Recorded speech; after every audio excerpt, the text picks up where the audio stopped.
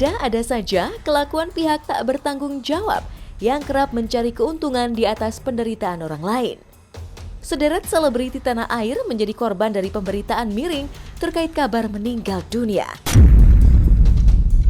Mulai dari Anang Hermansyah, suami Ashanty sekaligus kepala keluarga A6. Seketika jagat hiburan tanah air heboh lantaran salah satu portal membuat judul Berita Duka. Innalillahi, selamat jalan untuk selamanya Anang Hermansyah. Semoga seluruh keluarga diberi ketabahan dan ikhlas.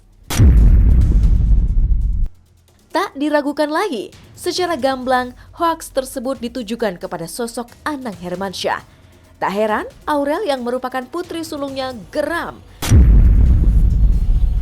Selasa 29 Juni 2021 lalu, ia pun mengunggah kekesalannya di akun media sosial miliknya. Bahkan, ia sampai bersikeras ingin menemukan siapa dalang di balik berita heboh tersebut. Kesal dengan pemberitaan yang menyangkut nama baik sang suami, inilah bentuk luapan amarah Ashanty dari pemberitaan meninggalnya Anang Hermansyah. Kalau diuji kan berarti mau naik kelas. Oh iya, kesel ya, pasti kesel ya. Maksudnya di tengah lagi kayak gini masih ada aja orang. Karena kenapa aku sampai kesel, karena banyak banget temen yang ngasih ini masalah bener, ini masalah bener pada gitu. Jadi ya wajar, shock lah gitu. Tapi ya udahlah, namanya manusia kan, mereka emang sekarang zaman sekarang mereka menggunakan media sosial dengan begitu menyakiti orang lain. Di saat yang bersamaan, padahal 27 Juni lalu, Azriel baru saja berulang tahun yang ke-21. Geregetan dengan isu bohong terkait sang ayah di hari ulang tahunnya, Azriel tak kuasa menahan amarahnya. Bukan kali pertama, Ashanty yang juga pernah merasakan pengalaman serupa pasti merasa jengkel. Usut punya usut, digadang berawal dari kepulangannya dari Turki yang kala itu mendampingi Ashanty menjalani pengobatan autoimun. Saat itu, tiba-tiba Anang memang dilarikan ke rumah sakit, namun karena operasi lanjutan pengangkatan batu ginjal sejak Maret lalu.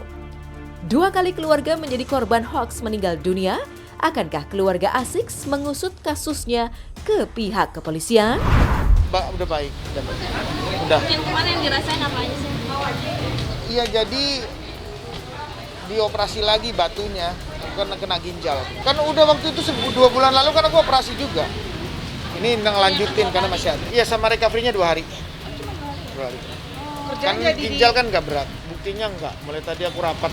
Habis dari kantor sebelah sana rapat, sekarang rapat lagi. Itu sudah keterlaluan ya, mungkin nanti kita tindak lanjuti.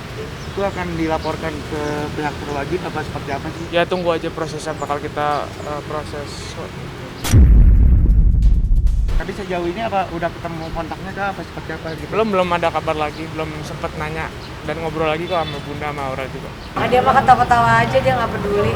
Masalah tipenya memang nggak baperan ya. Dia digituin, udahlah pun biarin aja, namanya orang kan, yang penting mudah-mudahan mudah-mudahan kebalikannya.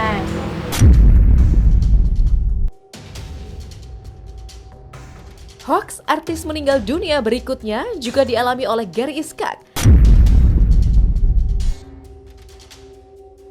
Beberapa waktu lalu, usai dirinya dikabarkan sakit, tiba-tiba saja beredar informasi jika aktor berusia 47 tahun itu wafat.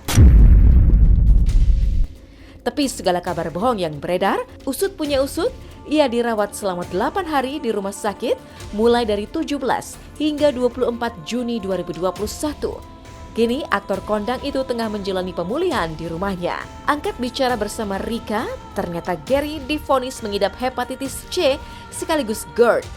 Maka dari itu, ia terpaksa harus beristirahat penuh selama 3 bulan lamanya. Bahkan, selama bed rest di rumahnya, ia turut wajib mengkonsumsi ragam obat-obatan yang sudah diberikan oleh pihak dokter. Mau tak mau, ia rela vakum sejenak dari dunia hiburan tanah air yang membesarkan namanya. Berikut kondisi terkini Gary Iskak saat mulai menjalani rawat jalan di kediamannya. Kalau liver udah lumayan kena berapa persen, terus ada virusnya itu namanya hepatitis. Itu biasanya mual, lemas, ngilu-ngilu, pada pegulino, gas, ya ada gasnya juga, ada GERD, semua lambung jadi satu semua sih. Sebenarnya saya ngalamin penyakit ini udah 2 tahun. Saya tahan selama 2 tahun. Akhirnya ya tumbang juga karena memang Selama minum obatnya sih Mas, kan ada obat rutin yang harus diminum selama 3 bulan dulu. Jadi berobat jalannya memang harus selama 3 bulan istirahat dulu. Iya, emang harus bed rest banget. bukan nggak mau ngambil, memang jangan dulu kalau bisa kata dokter. Takutnya kalau sampai iya malah menjoprak lagi, nanti saya lagi. Kambuh lagi.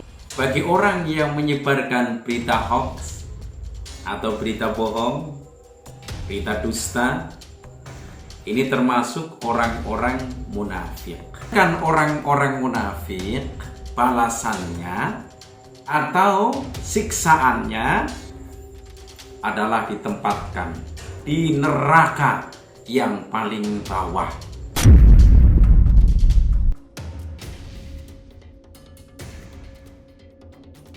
Tak hanya Anang Hermansyah dan Gary Iskak, penyanyi kondang sekaligus ratu dangdut tanah air Bunda Elvi Sukaesih juga turut menjadi korban hoaks artis meninggal dunia. Apalagi ia diberitakan wafat lantaran mengidap COVID-19. Tentu mendengar berita yang sempat menyangkut sang bunda, kedua putrinya Fitria Sukaesih dan Dawia sempat panik hingga saat menyadari keduanya pun kesal.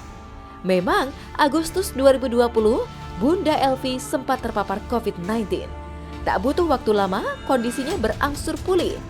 Ceritakan kronologi dirinya awal mula positif COVID-19 hingga akhirnya sembuh total. Berikut penuturan Ratu Dangdut Elvi Sukaesih. Bukan panik lagi, Fitria tuh sampai keluar darah dia.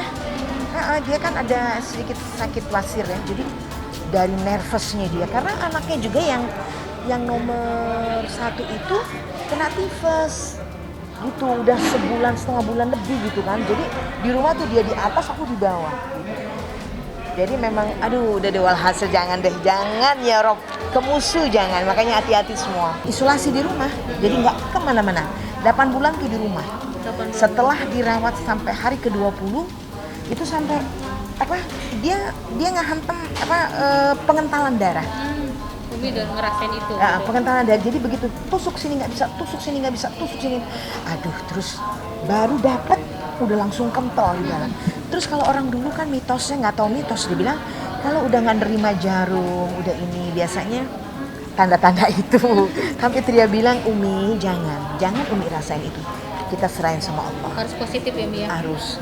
Umi harus semangat supaya jangan imunnya turun katanya gitu. Itu pertama, ya Allah ya Rob. Kalau begitu makan asin. Kena manis tuh, makanya kamu maniskan di kecapin. Manis, udah nggak bisa. Jadi semua makanan masuk tong sampah. Sampai dari rumah dibawain yang nasi mandi, nasi padang udah nggak bisa masuk. Nggak enak, sampai kita kayak kufur nikmat jadinya. Nggak ada yang enak sama sekali, ya Allah ya Rob. Jadi saya jadi sholat aja deh. Pokoknya zikir aja, udah pokoknya gitu aja deh.